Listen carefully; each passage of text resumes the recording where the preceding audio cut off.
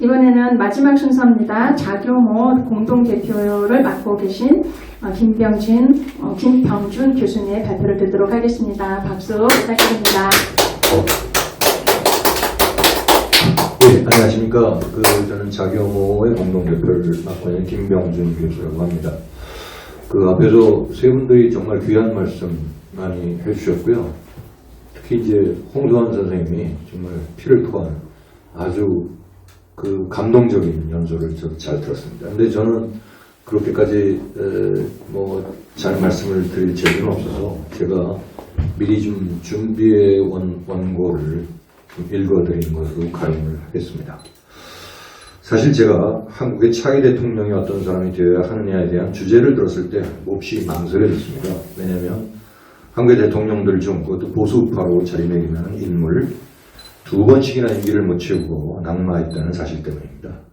박근혜, 윤석열 이 두 분의 대통령은 특별히 잘못한 일도 없음에도 불구하고 헌법재판소라는 재판관들에 의해 최종 파면 처리되었고 그것도 여당의 일부 국회의원들이 동조해서 탄핵을 이끌었다는 사실에서 크게 낙담스럽습니다.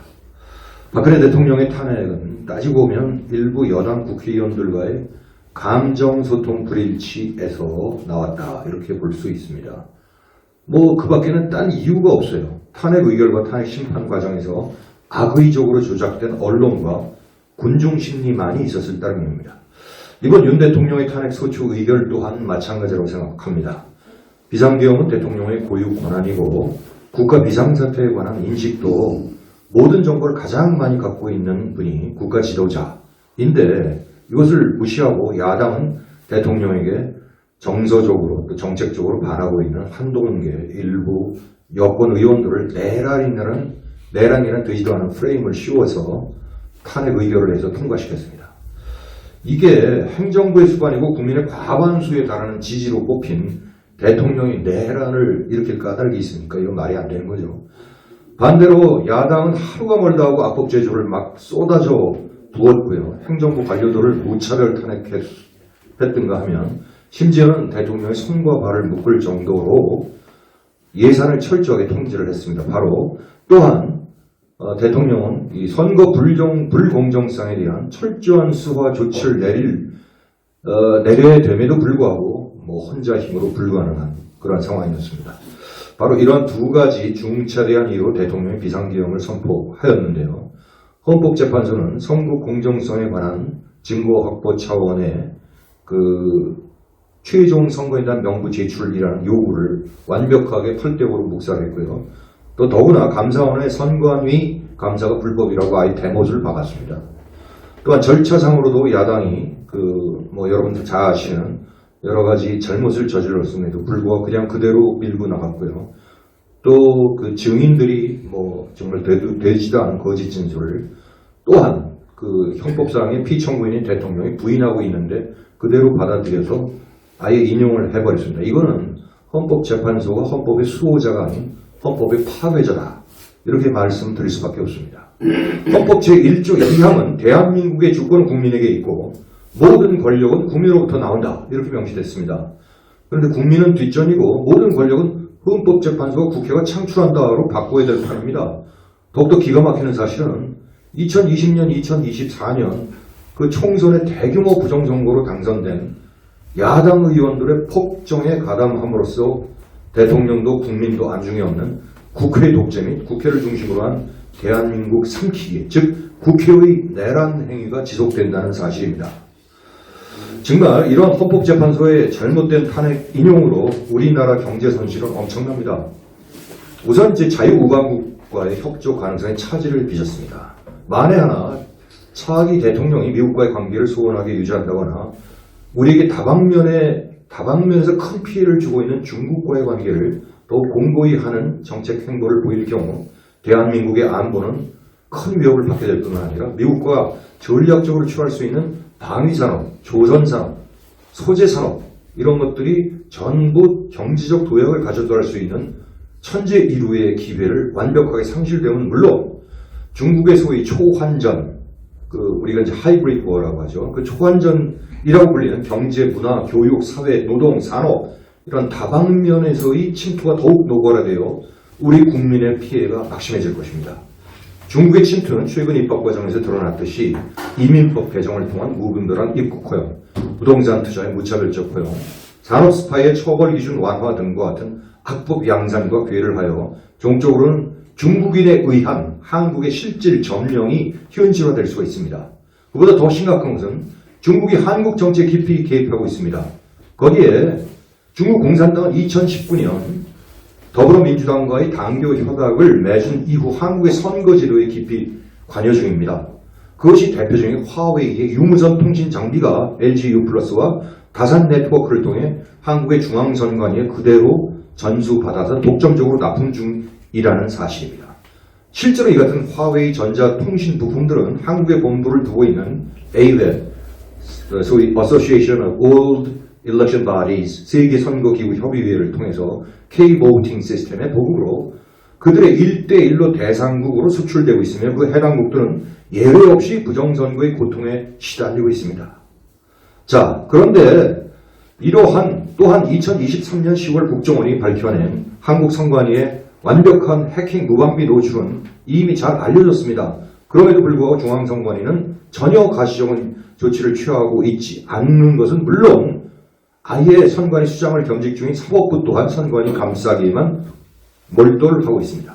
이러한 선거 불공정성에 대한 국민적 의구심이 더해질수록 엄청난 사회적 갈등 비용이 누적되고 이러한 대통령의 잘못된 파면으로 이 경제적 비용은 어마무시하게 현실화되게 되었습니다. 자, 그럼 지금 와서 헌법 제1조에 나타난 국민주권의 실현을 위해서 우리가 어떻게 대처하는 것이 가장 현명한 길일까를 생각해 보았습니다. 분명히 잘못된 헌재 판결을 전면 부정하고 대통령을 탄핵시킨 무리들과 대적하는 것이 가장 옳은 길임에는 부정할 수 없습니다. 그럼에도 불구하고 우리 국민들이 물리적, 신체적 희생을 감수하지 않고 대항할 수 있는 길은 과연 없는 것일까라는 의문도 갖게 되었습니다. 선관위를 통한 부정선거가 횡행하는 한 이 길도 실로 어려운 것이 사실입니다. 더구나 요즘 선관위 행태는 그야말로 목불인견입니다. 최근 선관위가 해킹되었다는 사실을 웬일인지 그들이 스스로 밝히고선 그 방지 차원이라면서 사전투표 결과, 본투표 결과 합산한 수치만을 공개한다는 그야말로 국민이 승복할 수 없는 깜깜이 선거를 자행하려 하고 있습니다. 이러한 폐악질에 대해서 우리 국민 모두 저항해야 하는 것이 마땅합니다. 주기차게 요구를 하여 조금이라도 공명한 선거를 치를 수 있도록 노력해야 합니다. 이러한 노력이 결실을 이룬다고 가정한 상태에서만이 차기 1개월 남은 대선에서 어떠한 인물이 과연 우리의 지도자로 적합한지를 논하는 것이 의미가 있을 수 있겠습니다. 그러면 차기 대통령에 대한 것을 그런 전제가 가정되었다 생각하고 말씀을 한번 드려보겠습니다. 두말할 나위 없이 차기 대통령은 첫 번째, 잘못된 선거관리 체제를 전면적으로 개혁할 수 있는 의지를 가져야 합니다. 지금의 중앙선거관리위원회 존재 자체는 불필요합니다. 사전투표라는 것이 투표의 편리성 도모를 위해 생겨난 제도이지만 너무나 전산장비에 의존되고 검증 자체를 불확실하게 불가능하게 막아놓은 상태이기 때문에 완벽하게 폐지시켜야 마땅합니다. 과거의 부재자 투표로 회귀되어야 합니다. 물론 이러한 불필요한 전산 조작 선거의 시비에 휘말리지 않으려면 당일 투표에 한정되고 전면 수개표를 해야 됩니다.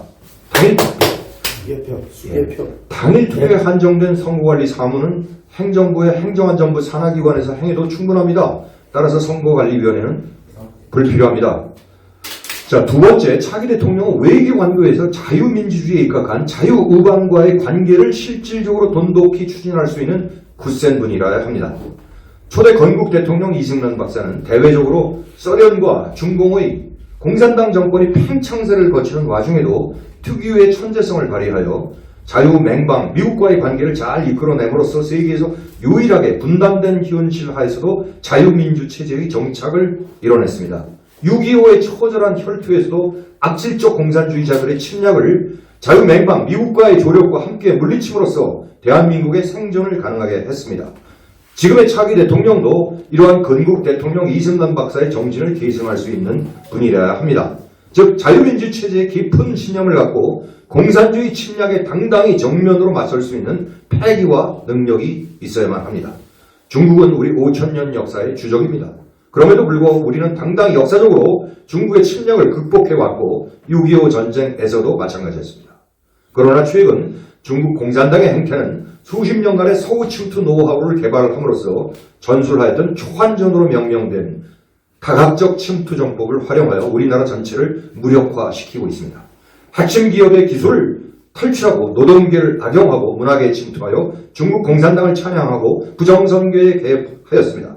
차기 대통령은 중국의 이러한 침투 전략을 세세히 파악하여 슬기롭게 대처할 줄 아는 능력자이어야만 합니다. 중국이 대가 없이 기술을 도용하며 그에 맞는 천문학적 벌룬과 벌칙을 제정하여 맞서야 하고 간첩을 포함한 전술인력 투입 및 무차별적 국적 추적을 철저하게 금지시켜야 합니다. 결론적으로 차기 대통령은 지금의 미중 전쟁 국면에서 중국의 폐악질을 경계하고 미국과 돈독한 우방관계를 지속시킬 수 있는 인물이어야 합니다. 셋째, 차기 대통령은 역사적 판단을 공정하게 할 줄 알아야 합니다. 5.18은 김대중 정권 이래 신격화되고 공적자들에 대한 정보가 제한되는 것은 물론 소위 민주화 투쟁 이력이 있다 하는 사람들은 무조건 5.18 유공자에 포함시켰습니다. 심지어는 1980년 5.18 이후에 태어난 사람도 공적자 명단에 있으니 놀라울 따름입니다. 분명한 것은 민주화의 추세에서 시위가 번진 것은 맞다고 할지언정 북한 공산군으로 추정되는 인물들이 당시 활동한 정황이 뚜렷했으며 5.18을 범접할 수 없게 신성시하여 이를 모독하면 처벌한다든지 뜬금없이 헌법 전문에 5.18을 수록한다든지 하는 얘기가 정치권에 맴돌고 있는 바 이를 단호하게 부정하고 역사적 사실을 재조명하고 시대의 아픔을 치유할 수 있는 지도력을 갖춘 인물이 차기 대통령이 되어야 할 것입니다. 특히 5.18 유공자의 가산점을 이용하여 선거관리위원회, 경찰과 같은 공무원 조직에 남보다 쉽게 특혜성으로 채용되는 상황은 우리 사회의 지역별, 이념별 대립구도를 정착화시킬 뿐입니다. 역사적으로 명확히 밝혀지지 않은 사실에 대하여는 특정 정당이나 특정 이념 또한 특정 지역에 구애됨이 없이 공평무사하게 그 진실이 판독되고 밝혀져야 합니다. 겉으로 보이는 진실은 자칫 공산당에 악용되어 아직도 신권 정치에 휘둘리는 북한 인민들의 삶에 비유될 정도로 크게 오염될 수 있습니다. 차기 대통령은 용기를 갖고 이러한 당면 과제를 풀어낼 줄 아는 인물이 됩니다. 마지막으로 차기 대통령은 국민과 경쟁 질서에 대한 전반적 이해도가 높고 이해 충돌이 발생됐을 때 중립적 입장에서 전문가 집단에 맡길 수 있는 분이어야 합니다. 윤석열 대통령이 대부분 잘했음에도 불구하고 한 가지 결정적인 실패한 정책을 꼽으라면 단연 의료개혁입니다. 국민의 의료 서비스는 세계 최상임에도 불구하고 당장 눈앞에 보이는 몇몇 지표에만 매달린 채 편향된 관료 및 일부 전문가에만 의존될 경우에는 의료행정의 파국과 같은 징후 같은 상황이 도래될 수 있습니다. 자유민주체제 사회에서는 이라는 것에 대한 정당한 보상은 시장 원리에 입각하여 행해져야 합니다. 이를 억누를 수 있는 유일한 수단은 바로 나눔, shared economy, 즉 공유의 즐거움입니다. 자발적으로 사회와 국가를 위해 일할 수 있고 정당한 보상을 받을 수 있는 체제야말로 지속가능한 국가구도를 유지시켜 줄 수 있습니다. 사실 이때까지 언급한 4가지의 조건을 두루 갖출 수 있는 인물이 어쩌면 없을지도 모르겠습니다. 그렇지만 그 중요성에 비추어 제가 말씀드린 하나, 둘까지는 하나가 아까 부정선거 척결 이후에 둘은 중국과의 관계 청산, 미중 관계 돈독화입니다. 이 둘까지는 반드시 갖춘 인물이 지도자가 되어야 그나마 추락한 우리나라의 질서를 회복시켜줄 수 있는 토대 구축이 될 것으로 생각합니다. 감사합니다.